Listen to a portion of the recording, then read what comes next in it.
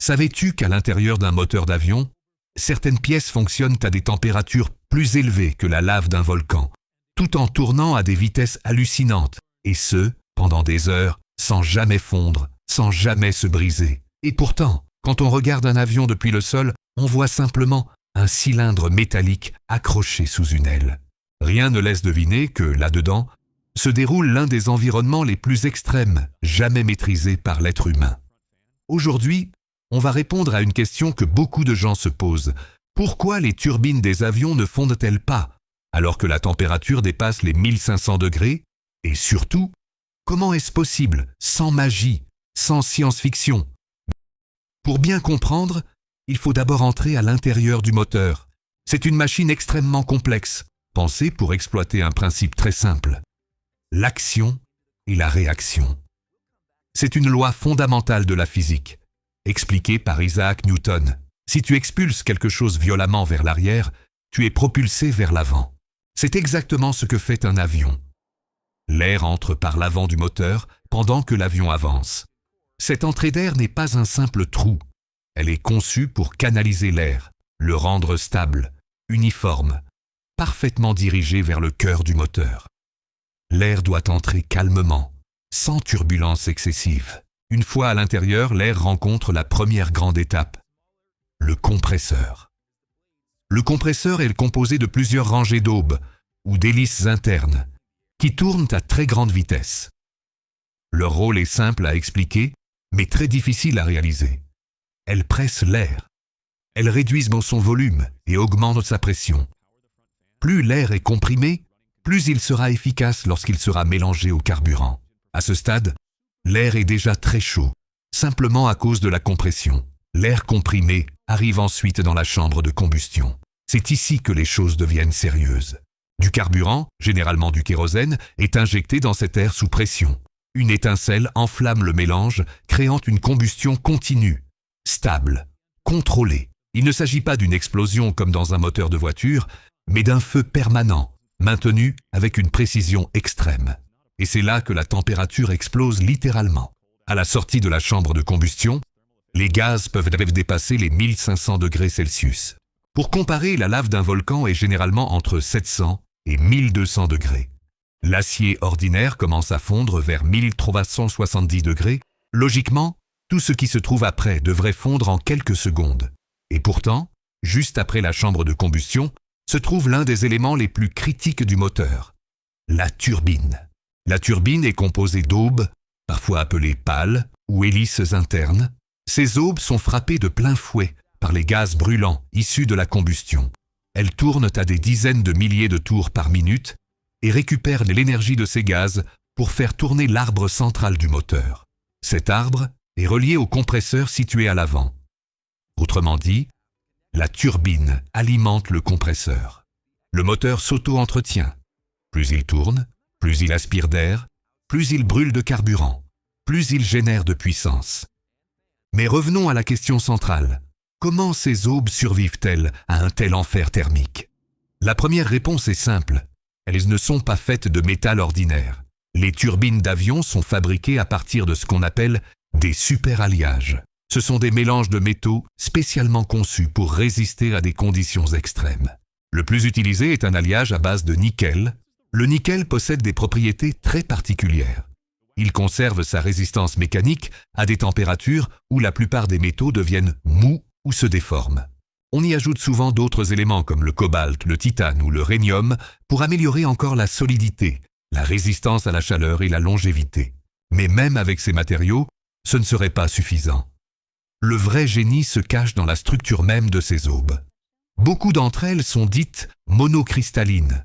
Cela signifie qu'elles sont fabriquées à partir d'un seul cristal métallique, orienté de manière très précise.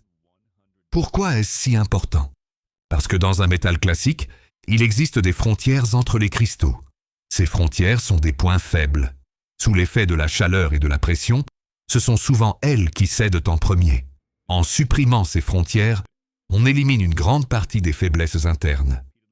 Le résultat est une pièce incroyablement résistante capable de survivre là où presque tout le reste fondrait.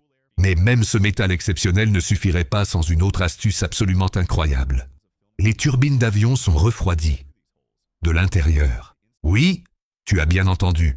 À l'intérieur de chaque aube se trouvent de minuscules canaux, invisibles à l'œil nu.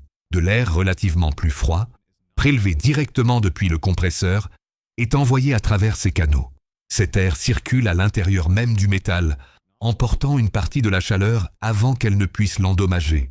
Autrement dit, les turbines possèdent une véritable climatisation interne. Mais l'ingénierie ne s'arrête pas là. Sur certaines aubes, l'air de refroidissement ressort par de micro-perforations à la surface. Ces trous sont si petits qu'ils ressemblent presque à des pores. L'air s'échappe et forme une fine couche protectrice autour de l'aube. Cette couche agit comme un bouclier thermique. Les gaz brûlants ne touchent jamais directement le métal. Ils glissent sur un film d'air plus froid. C'est un peu comme si tu essayais de toucher une flamme à travers un rideau invisible d'air frais. Ce procédé s'appelle le refroidissement par film et il est l'un des secrets les mieux gardés de l'ingénierie aéronautique. À cela s'ajoutent les revêtements thermiques. Les aubes et les parois de la chambre de combustion sont recouvertes de céramique spéciale. Ces matériaux forment une barrière thermique qui isole le métal en dessous. Elles réduisent considérablement la quantité de chaleur transmise à la structure interne.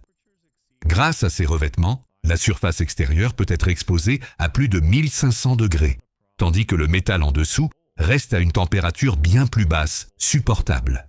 Un autre fait souvent méconnu concerne la combustion elle-même. Dans un moteur à réaction, seulement environ 25% de l'oxygène disponible est utilisé pour brûler le carburant. Les 75% restants ne servent pas à produire de la poussée. Ils servent à refroidir le moteur. Cet air est soigneusement réparti autour de la flamme, le long des parois et dans les zones critiques. Sans lui, le moteur s'autodétruirait en quelques secondes. Tout est calculé au millimètre près. La forme des aubes, leur angle, leur position, la vitesse de rotation, le débit d'air, la température, la pression, tout est optimisé pour trouver un équilibre parfait entre performance et survie. Et cette précision se retrouve aussi dans la fabrication. Les aubes de turbines sont souvent fabriquées grâce à un procédé appelé moulage à la cire perdue. Cela permet de créer des formes extrêmement complexes, y compris les canaux internes de refroidissement. Certaines versions modernes sont même produites par impression 3D métallique, ce qui permet une liberté de conception encore plus grande. La chambre de combustion, elle aussi, est un chef-d'œuvre d'ingénierie. Elle est fabriquée à partir d'alliages résistants à la chaleur, recouverts de barrières thermiques et percés de petits orifices permettant à l'air de créer un film de refroidissement le long des parois. Ensuite vient la tuyère, la partie arrière du moteur. Elle n'est pas là uniquement pour faire joli ou pour faire du bruit. Sa forme est calculée pour accélérer les gaz chauds et transformer leur énergie en poussée maximale. Dans certains moteurs militaires, la tuyère est même mobile. Elle s'ouvre ou se ferme selon les besoins, supportant des variations de température brutales et des vibrations extrêmes. Les moteurs les plus avancés, comme ceux de Rolls-Royce ou de General Electric, coûtent entre 25 et 40 millions de dollars chacun. Et malgré ce prix, ils sont conçus pour fonctionner des milliers d'heures à la limite de leur capacité. Il existe plusieurs types de moteurs à réaction. Les turboréacteurs, plus anciens.